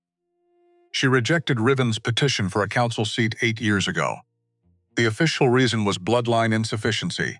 The notation is in the formal record, which means it's discoverable." Another pause. "She's chairing this proceeding anyway. Under current pack law, she's not required to recuse for prior rulings, only for active conflicts of interest, which this doesn't technically qualify as." She processed this. So the chair of the court, deciding this case, has a documented prior adverse ruling against the defendant. Yes. And she's sitting anyway. Yes. She looked at the road ahead. Then, "Riven knows this," Holt said. "He's always known this." The weight of that settled into her. Not surprise. She had stopped being surprised by what Riven knew and had accounted for, and was proceeding toward anyway. More something in the category of, this changes what the trial is actually for. It was not a proceeding with an open verdict. It was a proceeding with a predetermined conclusion, and Riven was riding toward it with full knowledge, which meant the trial was not about winning the ruling. The trial was about the record. About what was said clearly enough in a space large enough, with enough witnesses to survive the immediate outcome and be found later, she said. "He's not going to win the ruling," Holt said. "No," she said. "He knows that," Holt said. "Yes." A pause, unusual from him. The pause of a man departing briefly from his operational register. "He said to me once that the record matters more than the outcome. That the truth doesn't need to win today. It just needs to be said clearly enough that it survives." Another pause. "I've served him for 12 years. I've watched him make decisions that I didn't understand until months later. That one I understood immediately. It's the quintils, what kind of person you're actually working for." She did not respond. She was sitting with the specific weight of a man who had built an empire through intelligence and precision, and had decided that showing up to an unfair proceeding and telling the truth anyway was not a defeat, was, in fact, the only available form of winning, when the alternative way, staying silent and letting someone else write the record. She thought about Corin, who had died 3 days after she left Ashvale. She had learned this from a pack member who sent word through Holt's phone quietly. The way information moves when it's personal rather than operational. She had sat with it for one evening. She had not told anyone. The schedule she had put in place for his visits had continued for the 3 days he had remaining, which she was glad about. The record of his being cared for existed, even if the record would never be the kind that got read publicly. It existed. That was enough. She looked at the road ahead and thought, say it clearly enough that it survives. All right. Grand Summit was everything she had been told and several things she hadn't. The amphitheater was carved from the mountain itself. Gray stone, tiered seating rising steeply on 3 sides. Open to the sky above, where high-altitude clouds moved faster than expected and changed the light without announcement. The acoustics were extraordinary. She understood, standing at the entrance, why this space had been chosen for centuries. Not just neutrality, but the specific quality of the air here, the way sound carried, the way hesitation echoed alongside words and made deception more difficult, simply through the physics of the space. Thousands of wolves. She had understood the number, abstractly. She had not understood it as a physical fact, until she stood in the space and felt what thousands of bodies meant. The sound of it, the smell of it, the specific weight of that much attention concentrated in one location. Colt's coalition occupied the eastern tier. 5 packs plus Ashvale, positioned visibly, deliberately, the geography of the seeding communicating alliance. Before anything was said, she located Colt without trying. 5 years of calibration didn't unknow itself on a schedule. He was well positioned, advisors around him, looking prepared. He looked at her when she entered. She looked back, long enough to receive the message in his gaze, which was, "I see what you're doing and I have already planned around it." Then she looked away, because he wasn't the point, and she had learned not to give energy to things that weren't the point. Elder Voss presided from the center platform. 70, approximately, with the specific quality of someone who has grown older in the direction of becoming more precisely themselves. The years not diminishing but refining the non-essential long since resolved. She wore the formal marks of council chair with the ease of long habit. She looked at Riven when he entered with an expression of precise neutrality, more readily that Maren would have believed more readily if she hadn't understood its provenance. And in the far right seat of the council table, as they had been described to her, Elder Cray, reading a document, not looking up. The specific stillness of a man doing his preparation, which told her that despite the 30 years of sitting in rooms like this, he still prepared. She filed that detail. The proceedings opened. Colt spoke for 22 minutes. He was good at this. She had known he was good at this. He had the specific intelligence that presents well under formal conditions. The ability to take a complex argument and reduce it to its most persuasive shape without losing technical accuracy. To make a constructed narrative sound like simply what happened. Every individual element he cited was technically accurate. The architecture was a lie. But the bricks were real, and real bricks make convincing walls if you don't look at what they're holding up. Riven waited with the stillness she had come to recognize as his most concentrated form of attention. Not the stillness of inaction, but the stillness of someone who has decided that the most useful available thing is to receive the information being offered fully and completely before doing anything with it. When his turn came, he stood. He did not approach the speaking platform immediately. He stood in place for 3 seconds, long enough to own the space without claiming it aggressively, and then walked forward with the same unhurried deliberateness she had first seen crossing a courtyard in the rain. He presented the documentary record. Holt had spent 2 weeks preparing it. The original letter of invitation from Colt, signed and sealed with date and authentication marks. The financial records from Northern Vault with full provenance documentation. The timeline of rogue attacks laid against the timeline of financial transfers, aligned with a precision that eliminated coincidence as an explanation. Witness testimony, documented and submitted in advance. The record was clear. Elder Voss listened. She conferred with the council members adjacent to her. Sobram. She deliberated 14 minutes by the clock. Then she delivered the ruling. It was exactly what Holt had predicted. The language was careful, not dismissive of the evidence, not explicitly ignoring the documented record. It acknowledged the financial crimes as a separate matter for separate proceedings. It acknowledged the letter of invitation. And then it applied a framework that had been selected. Maren understood with the cold clarity of someone watching a predetermined conclusion being reached through selected premise. Because this was the framework that arrived where Elder Voss had decided to arrive. Regardless of invitation, the placement of Iron Crown personnel in positions of authority over a sovereign pack that set an unacceptable precedent. Riven was required to issue a formal public apology, to sign a 5-year non-interference treaty covering all coalition territories, and to pay reparations to Ashvale for operational disruption. Failure to comply would authorize the coalition to enforce compliance through whatever means they determined appropriate. The silence after the ruling was thick. Maren was looking at Riven. He was looking at Elder Voss. The only place it showed was his jaw.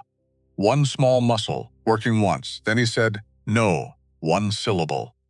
The weight of a decision made long before this room. The amphitheater shifted, not uniformly, not dramatically, but the way large groups shift when they've been given information that doesn't fit their anticipated model and are doing the processing work in real time.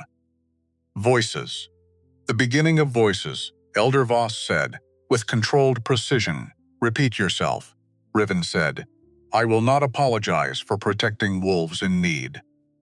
I will not sign a treaty that criminalizes the act of responding to a formal request for assistance from an alpha, who documented that request in writing and authenticated it with his seal. And I will not allow this proceeding to reframe what the documentation clearly shows as anything other than what it is. He paused. I understand what declining means, Elder Voss said. Then you understand you are choosing conflict over resolution, Riven said. I'm choosing accuracy over convenience. If the consequence of accuracy is what this council is implying, that is the council's choice, not mine, and the record will reflect who made it. She had not planned to speak. She had planned, specifically and deliberately, not to speak, because she understood that her presence was already a complicating factor in how the proceeding was being framed, and adding her voice gave Colt the opportunity to characterize everything as personal rather than principled, which was exactly the frame he had built and the last thing she wanted to hand him. She had planned this carefully. And then Elder Voss began to speak again, with the tone of someone concluding a matter, the specific register of a verdict being delivered by someone for whom the verdict has never been in genuine question, using words as a formality to give the appearance of process to a decision already made. And something in that register landed in a place that Maren had not anticipated, because she had heard that tone before, in a different hall from a different man, with a different set of 47 words. She stepped forward, not running, not dramatically, the way she had crossed a records room to pick up a document that needed to be read. Purposeful and inevitable, and without asking anyone's permission, because she had stopped waiting for permission, somewhere between the rain and the fire and everything that had come after. She did not have a prepared speech. She had the truth, which she had found over the past several weeks was more durable than preparation and required less maintenance. She looked at the 7 council members, then at the thousands of wolves in the tiered stone seats. She did not perform confidence. She did not need to. What she had was the specific quality of someone who has stopped managing the impression she creates and is therefore creating an unmanaged one, which is the only kind that actually lands, she said. 2 hours before the night my former mate stood on a platform and used 47 words to end 5 years. I was sitting with the pack's oldest wolf, a man named Corin, 83 years old. He hadn't had a visitor in 6 weeks. I brought him food. I sat with him while he talked about his dead wife. I did not tell anyone I was doing this. I never announced it. I never recorded it. It was simply what needed doing, and so I did it. The acoustics of the space carried her voice everywhere without effort. There was nowhere in that amphitheater where it did not land. That is what Colt Ashvale called a liability in front of his entire pack. That is the woman Iron Crown's Alpha King found in a forest 3 days later and gave a chance to figure out who she actually was. She paused. Let the space do what the space was built to do. I am not here to defend Riven Steel. The record defends him. I am here because I have spent the past several weeks watching what happens when someone shows up, actually shows up, not for position or alliance or strategic advantage, but because the people in front of them need help, and they have the ability to provide it. And I have watched this proceeding attempt to make that a crime, a precedent to be prohibited, a pattern to be stopped. She looked at Elder Voss directly. I am here because not saying that felt like the same choice as standing in a candlelit hall and saying nothing. And I have decided I am not going to keep making that choice. In the neutral observer section, a wolf stood up, no announcement, no drama. He simply stood, looked at the Iron Crown position, and walked toward it, then another. A woman. From the far left tier, a pack Maren didn't know. Then two more. From different sections, different territories, no apparent coordination between them. Not a majority. Not even close to a majority. But enough that the visual fact of it was unavoidable in the space. Enough that everyone in the amphitheater was now watching the same thing and performing the same calculation about what it meant. And now I want to pause here, because this is the moment in the story where I think it stops being about wolves and territorial politics and starts being about something we all know from the inside. When was the last time you watched someone stand up in a room and tell the truth when silence was easier, safer, and more politically sensible? When was the last time you did it? Because what happened next, what Elder Cray did, is something that most people never see in their actual lives. And I think we need to recognize it when we hear it, even in a story. Because recognition is how we remember what it looks like. So, we know it when we have the chance to do it ourselves. Elder Cray had not spoken once during the entire proceeding.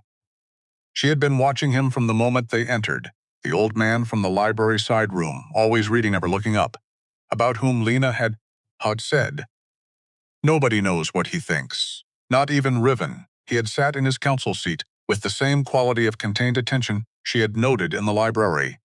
A present without being visible, the way weight is present in a structure without being visible in the surfaces. He was not a large man. He had the quality of someone who had gotten older in the direction of becoming more purely himself. Everything non-essential resolved, what remained specific and accurate. His face had the geography of a life spent making decisions in difficult rooms and carrying the ones that went wrong. He stood up, not dramatically. He rose from his seat with the deliberateness of a body that requires a moment but an intention that does not waver. The combination that belongs to people who have reached the point in life where the gap between deciding and doing has narrowed to nothing. The amphitheater went quiet in a way that was different from the previous silences. Not the quiet of anticipated drama, the deeper quiet of a large group of people who have collectively registered that something is happening that belongs to a different category than what has been happening, and are making room for it without yet knowing what it is. He said, "I have served this council for 32 years. His voice was not loud. The acoustics carried it without needing to be. In 32 years, I have watched this body make decisions that protected the established and punished the principled. I have told myself, each time, that this was necessary, that stability requires these compromises, that the structures matters more than any individual outcome." He stopped. Not for effect. The pause was real, the genuine pause of a man completing a thought he has been working on for a long time and is now finishing. I was wrong. Not about the importance of stability, about what stability actually requires. It does not require that we pretend the truth is something other than what it is. And this ruling asks us to do exactly that. He looked at Elder Voss. Not with anger, with something more like finality, the expression of a man who has been waiting, without knowing he was waiting, for the specific moment that would allow him to put something down that he had been carrying for a very long time. He placed House Council insignia on the table, gently. The small sound of it touching the stone surface was somehow audible in the silence that the amphitheater had become. Then he sat back down, 3 seconds. Then the council member 2 seats to his left stood, set her insignia down beside his. Sat then another, then a fourth, 4 out of 7. The council required 5 for quorum on binding rulings. Elder Voss was looking at the table in front of her with an expression, doing considerable internal work and showing almost none of it externally. The 2 remaining council members were exchanging the look of people who understand they are in an unprecedented situation and are deciding what they are doing about it. The ruling was not executable, not legally, not under the procedural rules the council had established and enforced for decades. 4 resignations at the moment of ratification meant the vote did not stand. The proceedings were tabled, The record stood as written. The sound that moved through the amphitheater was not a cheer. It was more complicated and more substantial than that. The sound of thousands of wolves updating their understanding of what had just happened, and what it meant that it had happened, and what it might mean for what came after. Not celebration, recognition. The sound of a large group of people who have just seen something they will be describing accurately for years. Maren found Riven in her peripheral vision. He was looking at Elder Cray. Something in his face that she had never seen before and could not immediately name, not relief, which was too simple. Triumph, not triumph, which was wrong entirely. Something more like the expression of a person who has been carrying a specific weight alone for a long time and has just had it acknowledged by someone who had no obligation to acknowledge it and chose to anyway. The acknowledgement not removing the weight but changing its character, making it less solitary, which is, in its way, more significant than removal. She looked at Colt. He had not moved from his position. In the coalition tier, he was sitting, with his advisors around him, and the expression of someone whose calculation is running and has not yet arrived at a stable output. Not panicking. She had never seen Colt panic. It wasn't in his operating range.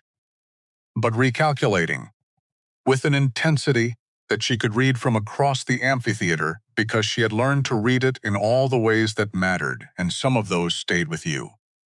He looked at her. She held it this time without looking away, and in his face, for exactly the duration between one breath and the next she saw it. Not remorse, not guilt. The specific expression of a person who has looked at the structure they built and understood clearly and, finally, what they used as the foundation and what that means about everything built on top of it. He had spent 3 weeks constructing an elaborate mechanism to punish someone who had left him, and the mechanism had failed. And in the failure, its architecture was visible to everyone in the space. What it said about him was not ambiguous. He looked away first. She did not mark it as a victory.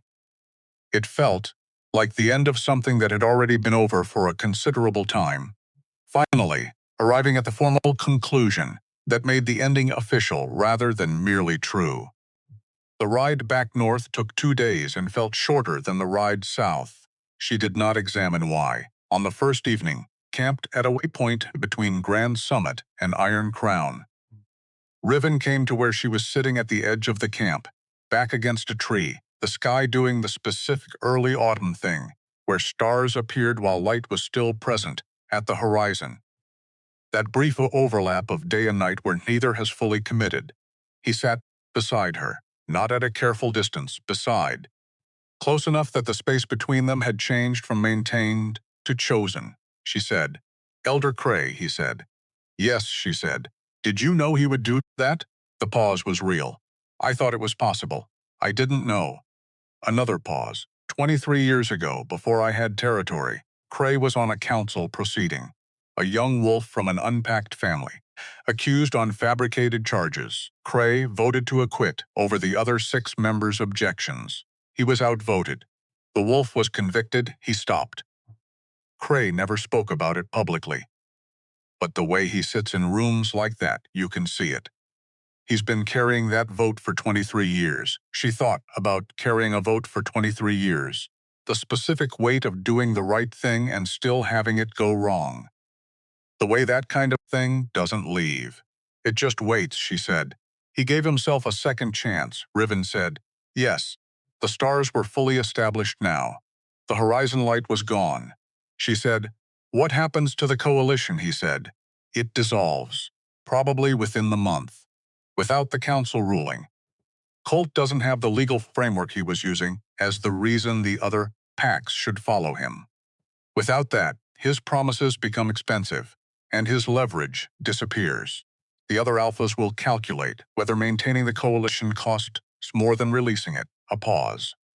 "For most of them it will," she said. "And Leon," he said. "Leon will be fine." He was skeptical of the coalition from the beginning. I think he came to Grand Summit, expecting to be proved right, and he was something adjacent to dry amusement in his voice. He'll be insufferable about it for approximately 6 weeks, and then find something else to be certain about, she said. And Colt, he was quiet for a moment. Colt goes back to a pack that watched him build a 3-week campaign around a personal grievance and fail publicly. That has its own consequences, she said. He'll be all right. The neutrality in her voice surprised her slightly. Not performed neutrality, actual neutrality. The kind that arrives when the emotional charge has genuinely discharged. He's capable of rebuilding from this if he decides to. He's smart enough. He just has to decide that rebuilding is more interesting than relitigating, Riven said. Does it bother you? That he might be all right? She thought about it honestly. No, I don't need him to suffer. I needed to be done. Those are different things. She paused. I think I've been done for longer than I knew. The ceremony just made it official. He looked at her. In the dark, with the stars established above them, his eyes had the quality of the color she still didn't have a precise name for. The gray. That worked differently in different light, and in this light worked in the specific way of things that are what they are, without modification. He said, That took less time than I would have expected, she said. It was mostly already done. I just needed the space to find out. The fire in the camp cast light that didn't reach them at this distance. Just the smell of it and the sounds of 52 wolves settling into the evening, she said. Riven, he said. She said. When we get back, what am I? The question sat between them. Not insecure, not a plea. The practical question that happened to contain everything else. The way certain sentences do when the weight of them has been building long enough. He looked at the distant fire. He said, What do you want to be? She thought about it. The same way she thought about everything that mattered, not reaching for the comfortable answer but the accurate. 1. I want to be where the work is. I want to make decisions that are actually mine and have them matter. I want to stop translating myself into whatever version someone else needs me to be, he said. It's yes, she said. That's not an answer, he said. It is. I'm saying yes to all of it. He paused. The council is going to want to formalize your position. Holt has already drafted 3 different titles. None of them are quite right. Another pause, shorter, with something in it that was different from his standard pauses. I've been thinking about co-ruler.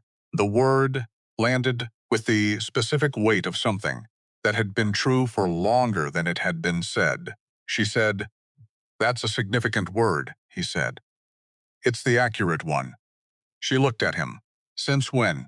Something at the corner of his mouth, the expression she had catalogued in variants across weeks, the one that kept approaching but not quite completing itself. This time, actual smile, which changed his face. In a way she understood. She had been waiting to see, again without having admitted she was waiting. Since approximately the 4th day, he said. When you walked into a closed council meeting uninvited and asked the question nobody else had thought to ask. I don't make decisions before they're ready. But I recognize them when they arrive, she said. I need a week. He said, You have one. She said, I mean it. I'm not saying yes to something that large without thinking it through correctly, he said. I know. That's why I'm offering it to you instead of someone who would say yes before I finished the sentence. She looked at the stars, at the fire in the distance, at the dark shape of Iron Crown country visible as a denser darkness on the northern horizon, still hours away but already present. She said, All right, he said, all right. They sat in the comfortable silence of people who have run out of things they need to say and are fine with that. Iron Crown appeared on the 3rd morning. She had been watching for it without acknowledging she was watching for it, and when the walls came into view, black stone, towers, the specific weight of them against the autumn sky, something settled in her chest that she recognized, with some surprise, as the specific feeling of returning to a place. Not visiting. Returning, Finn was in the courtyard. She did not know how he had known to be there. She suspected Lena, who had a talent for logistical information, that was either uncanny or the product of an extremely well-maintained network of small observations that she had built over years of paying attention to everything, while appearing to pay attention to nothing. Possibly both.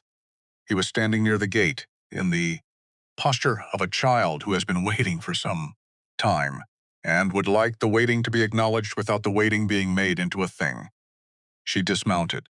He looked up at her with the full evaluation that was his default approach to significant situations. Then, Ada said you'd come back. She stopped, he said. I told her before she said it. He was looking at a point slightly past her shoulder, in the specific way of someone delivering information they consider important but are not sure how to frame. She didn't believe me at first. Then she said she did. She crouched down to his eye level. How did you know? He said it the way 7-year-olds say true things, without the layering that adults add to protect themselves from being wrong, because you didn't run when you could have. People who run don't usually come back. She looked at him for a moment, at the entirely uncomplicated certainty in his face. The logic was short, and it was correct, and it had arrived by the most direct available route. She said, How is your mother? He said. Good. She's in the East Garden. She told me I was not allowed to run when I saw you arrive because it would look undignified. So I walked, a pause of genuine seriousness. I walked very fast, she laughed. Not the managed kind. The kind that arrives without announcement and leaves you slightly surprised by it. It felt like something that had been stored under pressure, finding a small opening. He said, with enormous gravity, very fast. She put her hand on his shoulder briefly, the gesture for when words are close but not quite the right instrument, then stood up and walked toward the gate. The week she had asked for passed the way weeks pass when you're working, in the texture of specific tasks rather than the passage of time. She reviewed what she had built over the past several weeks, the decisions she had made, and which ones had bombed, and what she had done about them, the ones that had been right, and whether she could separate skill from circumstance in the accounting. She read through the Eastern Border proposals that had been waiting. She had 3 conversations with Holt about the rogue situation in the Southern Territories, which was quieter since the summit but not resolved, and which would require sustained attention rather than a single solution. She visited Ada in the East Garden on the 2nd day. Ada was sitting in the thin autumn sun with the careful posture of someone whose body is still negotiating the term's recovery, but who has decided to be outside anyway, because the sun is there, and you might as well. She looked at Maren with the expression of a woman who has been through something significant and emerged with her assessment of people recalibrated accordingly. She said, Finn told me you were coming back. Maren said, He told me he told you. Ada said, I said I believed him. I did believe him. I just didn't know if it would be soon. A pause. It was soon, Maren said. I had things to finish first. Ada nodded. The nod of someone who understands that finishing things is not optional. He talks about you, she said. Finn. He describes you to people. He says she's the one who didn't run. Maren looked at the garden. At the last of the season's plants, the ones that stayed late, the stubborn ones. She said, That's a good thing to be described as, Ada said. Yes, I think so too. On the 7th day she went to find Riven, strategy room. Tuesday. 4. In the afternoon. She had learned to sketch the way she'd learned Iron Crown's layout. By the logic of it, by what the pattern said about what he valued, and what he valued on Tuesdays at 4 in the afternoon, was the quarterly logistics review, which he did alone because he found the presence of other people during administrative work more distracting than useful, except when the other person was doing their own work simultaneously, which was a distinction she had noticed and filed. She stood in the doorway. He looked up, she said. Yes, he set down the document he'd been holding. He looked at her with the full gray-eyed attention he brought to things that mattered. Then he said, Yes, what? Which was technically unnecessary, and she was fairly certain he knew it. She said, You know what? The smile arrived. Fully this time, the actual, complete version that changed his face in the specific way she had stopped pretending she wasn't cataloging. He said, "The council is going to want a formal announcement," she said. "Holt told me this morning," he said. "He told me he was going to tell you." She said, "Was that a test?" He said, "No. I wanted to know if you two were talking." A pause. "You are," she said. "He's difficult to avoid," he said. "I find that too. It's one of the things I value most about him. He makes himself necessary by being genuinely useful, which is the only version of necessary worth having." She moved into the room, to the table, to the side across from him. The maps were spread between them, arteries, coalition packs in various stages of recalibration, the rogue situation, the eastern border proposals, all of it, the work that was large and would not stop being large. She picked up the eastern border proposal. He watched her, she said. "The eastern route restoration needs a secondary agreement structure. The current one is too dependent on Ashvale's cooperation, and Ashvale is still unstable," he said. "I know," she said. "I want to work on that first." He said, "I know." She looked up. "You know," he said. "I've been waiting for you to say so." She set down the map. "You knew I was going to say yes today," he said. "I thought it was likely," she said. "How?" he said. "You asked Lena where I would be at 4 o'clock. You don't ask questions you don't intend to use." She looked at him for a moment, at the composure and the accuracy and the smile that was still there, smaller now, but present. She said, "That's an irritating quality," he said. "I know," she said. "I'm going to have to get better at not being readable," he said. "You're welcome to try." She looked at him. He looked at her. She picked up the Eastern Border proposal and started reading. He picked up his logistics review and started reading. And that was how it began. Not with ceremony, not with declaration, but with two people sitting across the table from each other, with two people with work between them, which is the actual beginning of most things that last. The formal announcement happened 3 days later. All of Iron Crown assembled in the Great Hall, not the operational subset, the actual full assembly, every wolf who lived and worked within those walls. The scale of it was something she was still learning to hold. She suspected she would be learning it for a long time. Riven stood at the front.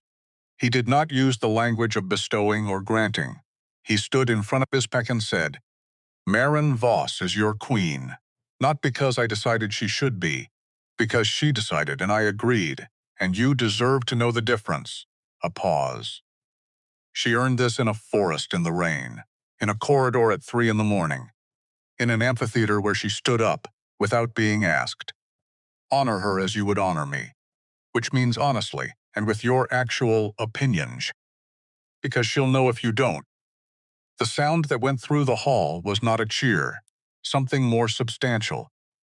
The sound of a large group of people updating their understanding of their situation in a direction they found true. She looked out at the hall, at Holt, standing with his arms at his sides and his face in its professional register except for one small thing in his eyes that she had learned to read as his version of approval.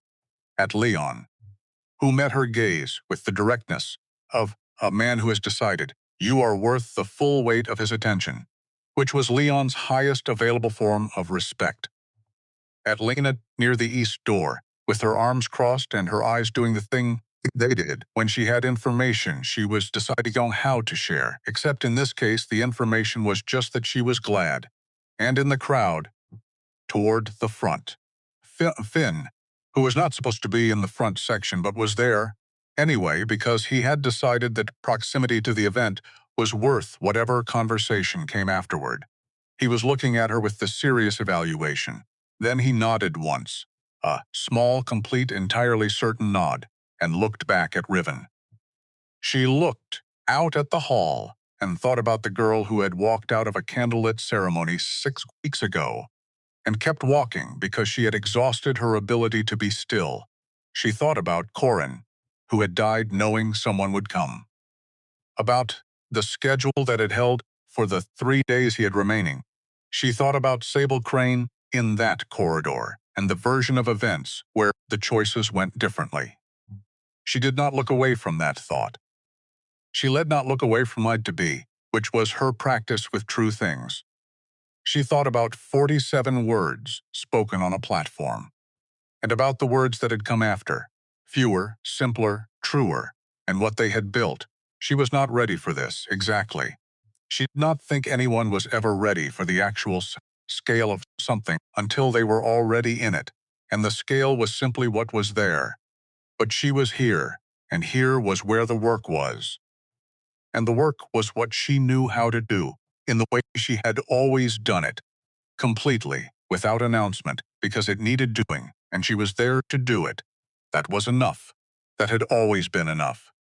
She just hadn't known until recently that enough was not the same as small. 6 months later, a letter arrived, no return address. The handwriting, familiar, in the specific way of things learned over 5 years. The particular slant of certain letters, the pressure, the way he had always written her name with the capital M, slightly larger than necessary, a habit she had noticed once and filed without mentioning. She opened it in the library. The library, alone, which was where she went for things that required thinking without an audience. One sentence. I finally understood what you were. I'm sorry I needed to lose you to see it. She sat with it for the duration of 1 cup of tea going cold. She read it twice. She looked at it for long enough that the light in the library shifted with the clouds moving outside. Then she folded it and crossed to the fireplace and placed it in the coals. And she watched it catch at the corner and move quickly the way paper does. That fast, bright consumption. And she stayed until it was entirely gone, and the only evidence was a slightly different quality to the ash. Not from hatred, not from triumph, from completion. From the specific relief of a story arriving at its last page and having nothing more to say. From the understanding that some doors don't need to be locked from the inside to be closed. You just close them, and you walk into whatever room you're actually in, and you start doing the work that's there. She picked up the Eastern Border proposal she had been revising and went back to work. There was a great deal of it. There always would be. She was exactly where she was supposed to be. And here is what I want to leave you with, because I think a story like this one deserves more than an ending. It deserves the thing underneath the ending. The reason it matters beyond the satisfaction of watching someone rise. Colt Ashvale did not reject Maren because she was weak. Look at the record. She was the person holding his pack together. In 100 ways, he never acknowledged, because acknowledging them would have required acknowledging her. He rejected her because her presence showed him something about himself that he was not prepared to face.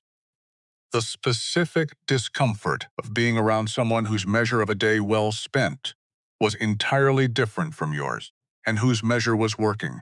People who are comfortable with their own smallness don't need other people to be small. People who are not comfortable with it do. That's not Maren's soul story. That's Colt's. The second thing. What Maren had.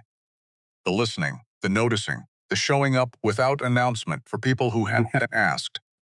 Gets called softness by people who have confused loudness with power and performance with strength. It is not softness. It requires more sustained effort than most things that get called strength. It will require showing up on the days you don't want to, for people who may not notice, in ways that may never be acknowledged.